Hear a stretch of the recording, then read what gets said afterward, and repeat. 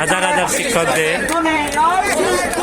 সমাবেশে শিক্ষকদের একই দাবি 20% বাসা ভাড়ার দাবিতে শিক্ষকরা আন্দোলন করে যাচ্ছে এবং মেডিকেল খরচ তাদের মান্থলি 1500 টাকা বৃদ্ধির দাবিতে তারা সমবেত হয়েছে কেন্দ্রীয় শহীদ মিনারে।